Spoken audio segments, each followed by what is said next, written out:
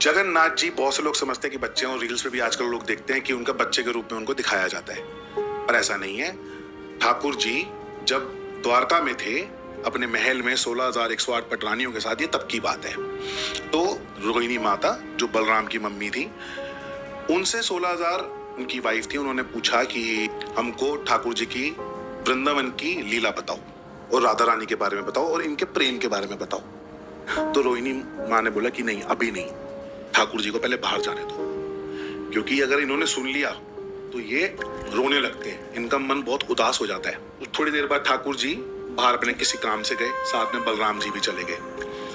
अब रोहिणी माता ने बोला कि ठीक है, मैं कथा बताती हूँ, और जो सुभद्रा जी थी, सुभद्रा जी को बोलते कि आप बाहर जाके खड़े हो जाओ, चेक करना कि जब ठाकुर जी आने तो बता देना, मैं कथा रोक दूंगी। तो उन्होंने कथा बतानी अंदर शुरू करी सारी वाइफ्स को, और जैसे उन्होंने वृंदावन की बात छेड़ी और राधा रानी की बात छेड़ी, प्रेम के बारे में बताया, सारी फूट फूट के रोने लगी। जो बाहर उनकी बहन खड़ी थी सुभद्रा जी, उन्होंने भी अंदर कान लगा लिया कि क्या हो रहा है, मैं भी सुनूं। तो वो भी मंत्रमुग्ध हो गई उस लीला में, उस कथा में, उनका भी ध्यान वहीं लग गया। इतने में ठाकुर जी और बलराम जी आ गए। ठाकुर जी ने जब कान लगा सुना कि क्या सुन रही है, तो जैसे उन्होंने सुना तो उनको अपनी सारी पुरानी यादें आ गई, और वो विरह में, वो प्यार में वो पिघलने लग गए। कहते हैं कि जो हम इंसान लोग जितना प्यार कर सकते हैं, जो हमारा अंत है प्यार, उसकी सिर्फ एक सीमा है, मतलब परसेंटेज के हिसाब से 1 या 2% हम प्यार कर पाते हैं।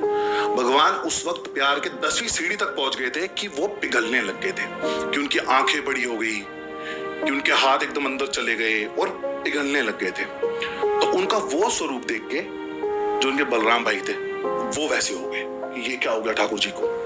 और जब सुभद्रा जी ने देखा कि ये दोनों भाइयों को क्या हो गया, तो वो भी वैसे हो गई। स्वर्ग में सब देख रहे थे कि क्या लीला चल रही है, तो नारद मुनि जी को बुलाया कि इस लीला को जाके रोकिए, वरना धरती पानी पानी हो जाएगी, खत्म हो जाएगी, जाके रोकिए इस लीला को।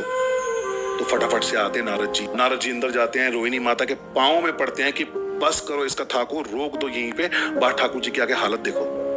तो सब वो रोकते हैं, बाहर आके देखते हैं तो ठाकुर जी ऐसे बिल्कुल जैसे बड़ी बड़ी आंखें, और एकदम। जब कथा रुकती है तो ठाकुर जी को थोड़ा सा होश आता है और धीरे धीरे अपने स्वरूप में आने लगते हैं। तो नारद जी बहुत परेशान होते हैं कि ये कैसा स्वरूप है आपका। तो ठाकुर जी बोलते हैं ये प्यार का स्वरूप है, जो कि कल युग में इसकी बहुत मान्यता होगी और लोग इसको प्यार के स्वरूप में मानेंगे। सही सुनाई है ना?